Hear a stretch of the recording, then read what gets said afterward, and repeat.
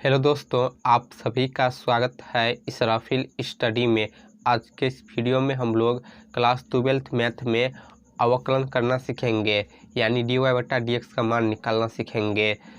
तो वीडियो को पूरा लास्ट तक देखिएगा, और अगर आप चैनल पर नए हैं तो चैनल को सब्सक्राइब जरूर करें। तो यहाँ पर सवाल है दोस्तों, अवकलन कीजिए sine square x plus cos square y बराबर 1। तो यहाँ पर दोस्तों फंक्शन हमें y बराबर नहीं दिया है, यहाँ देखिए फंक्शन में ही y है। तो हम इस प्रकार के सवाल का अवकलन कैसे करेंगे, तो देखिए यहाँ पर लिख लेते हैं हल में फंक्शन है sine square x plus cos square y बराबर 1। यहाँ पर देखिए थीटा का मान अलग है, यहाँ पर x है और यहाँ पर y है। तो आप यहाँ पर ये फार्मूला मत लगा दीजिएगा कि sine square theta plus cos square theta बराबर 1 होता है। यहाँ पर ये फार्मूला नहीं लगेगा क्योंकि एंगल अलग अलग है, ठीक है। तो हमें इसका क्या करना है, अवकलन करना है, dy बटा dx का मान निकालना है। तो हम किसके सापेक्ष अवकलन करेंगे, x के सापेक्ष। तो यहाँ पर लिख लेते हैं x के सापेक्ष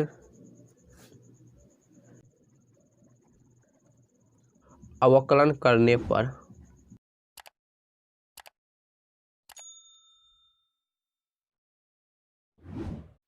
तो यहाँ पर दोस्तों हम इस फंक्शन का फिर एक का भी हम डिफ्रेंशिएशन करेंगे, अवकलन करेंगे। तो पहले हम किसका डिफ्रेंशिएशन करेंगे, पहले हम साइन स्क्वायर एक्स का डिफ्रेंशिएशन करेंगे। तो यहाँ पर लिखेंगे डी बट्टा में डी एक्स, और अवकलन किसका होगा, साइन स्क्वायर एक्स का, फिर प्लस कॉस स्क्वायर वाई का अवकलन होगा। तो यहाँ पर लिखेंगे डी बट्टा में डी एक्स और ब्रैकेट लगा कर लिखेंगे कॉस स्क्वायर वाई को। फिर डिप्रिसिएशन होगा बराबर की इस तरफ, डी वाई बट्टा डी एक्स किसका होगा, अब 1 का। तो यहाँ पर हमने बराबर के दोनों तरफ अवकलन लगा दिया, अब अवकलन करेंगे। तो यहाँ पर दोस्तों फंक्शन क्या है, साइन स्क्वायर एक्स है। तो यहाँ पर कितनी बार अवकलन होगा, यहाँ पर 2 बार अवकलन होगा, एक बार होगा घात के हिसाब से और एक बार होगा साइन एक्स के हिसाब से। तो यहाँ पर क्या है, साइन की पावर 2 है, तो पावर यहाँ सामने में आ जाएगा। फिर क्या करेंगे कि पावर में से 1 कम कर देंगे, तो 2 में से 1 करेंगे तो क्या होगा, 1 होगा, यानी 2 साइन एक्स होगा। पावर के हिसाब से साइन स्क्वायर एक्स का अवकलन होगा 2 साइन एक्स। फिर लिखेंगे गुण्य, पावर के हिसाब से हो गया। अब हम साइन एक्स का अवकलन करेंगे। तो साइन एक्स का अवकलन दोस्तों क्या होता है, कॉस एक्स। तो यहाँ लिखेंगे गुण्य में कॉस एक्स, फिर प्लस है तो प्लस। अब यहाँ पर हम कॉस स्क्वायर वाई का अवकलन करेंगे। तो यहाँ पर भी पहले क्या होगा, घात के हिसाब से। तो घात में 2 है तो 2 गुण्य में आ जाएगा, फिर कम कर लिखेंगे 1 घात। तो 2 में से 1 कम करेंगे तो 1 होगा, कॉस का पावर 1 कॉस ही होता है। तो यहाँ पर क्या होगा, 2 कॉस वाई, घात के हिसाब से हो गया। अब कॉस वाई के हिसाब से होगा, तो कॉस वाई का अवकलन दोस्तों क्या होगा, माइनस में साइन वाई, माइनस में साइन वाई। अब यहाँ पर ध्यान दीजिए, घात के हिसाब से हो गया, फिर कॉस वाई के हिसाब से हो गया, लेकिन यहाँ पर y का भी क्या होगा, डिप्रिसिएशन होगा। तो y का डिप्रिसिएशन क्या होता है, डी वाई बट्टा डी एक्स, ठीक है। यहाँ पर देखिए, यहाँ पर भी 3 बार होगा। एक बार क्या है कि घात के हिसाब से कर दिया, एक बार हमने साइन एक्स के हिसाब से कर दिया, फिर यहाँ पर x का अवकलन क्या होता है, 1 होता है, इसीलिए हमने यहाँ पर नहीं किया है। लेकिन जब y का अवकलन करेंगे तो डी वाई बट्टा डी एक्स होगा। तो हमें इसी का मान निकालना है ना, तो इसीलिए ये चीज़ यहाँ पर आ गया। अब देखिए बराबर में 1 का डिप्रिसिएशन करेंगे। तो 1 क्या है, अचर पद है, कॉन्सोनेंट है, तो कॉन्सोनेंट का डिप्रिसिएशन 0 होता है। तो यहाँ पर लिख लेते हैं 0। आई होप आपको यहाँ तक समझ आई होगी। अब यहाँ पर ध्यान दीजिए दोस्तों, हम क्या करेंगे, यहाँ पर देखिए क्या लिखा है, 2 साइन एक्स गुने कॉस एक्स। तो तो यहाँ पर आपको ये फार्मूला दिख रहा है, एक फार्मूला, यहाँ पर एक फार्मूला बनेगा। कौन सा फार्मूला बनेगा? sin 2x का। sin 2x का फार्मूला क्या होता है? 2 sin x गुने cos x। तो इस तीनों को मिलाकर हम क्या लिख सकते हैं? Formula sin 2x।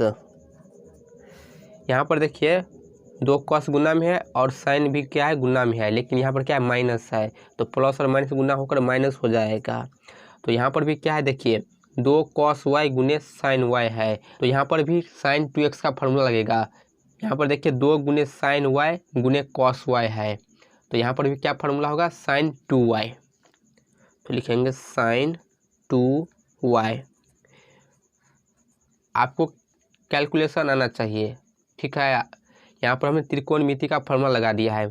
Minus plus गुना होकर माइनस हो गया, फिर 2 cos y गुने sin y है, तो हमें पता है कि 2 sin y बराबर होता है 2 sin y गुने cos y। तो इससे हमने फार्मूला के रूप में लिख दिया। फिर गुने में क्या है दोस्तों? dy बट्टा dx। तो यहाँ पर लिख लेते हैं dy बट्टा dx और बराबर में है 0।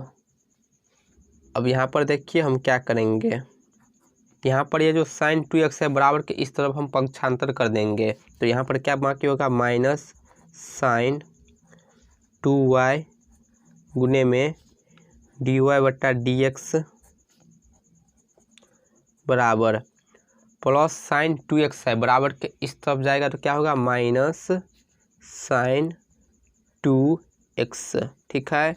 तो माइनस से माइनस कट गया। अब हमें dy बट्टा dx का मान निकालना है यहाँ से। तो कैसे निकालेंगे? तो हम यहाँ पर लिखेंगे dy बट्टा dx बराबर, यहाँ पर क्या है? sin 2x, तो लिखेंगे sin 2x। अब यहाँ पर ध्यान दीजिए बराबर के इस तरफ ये जो sin 2y है यह क्या है? dy बट्टा dx के साथ गुना में है, तो इसे हम बराबर के इस तरफ पक्षांतर कर देंगे तो क्या हो जाएगा? भाग में चला जाएगा। तो sin 2x बट्टा में होगा sin 2y, ठीक है। तो ये है दोस्तों फाइनल हमारा आंसर, dy बट्टा dx का मान। तो इस प्रकार हम इस सवाल का अवकलन करेंगे, डिफ्रेंशिएशन करेंगे। तो आई होप आपको वीडियो समझ आई होगी। यदि आपको वीडियो पसंद आए तो वीडियो को लाइक और चैनल को सब्सक्राइब जरूर कर लीजिए।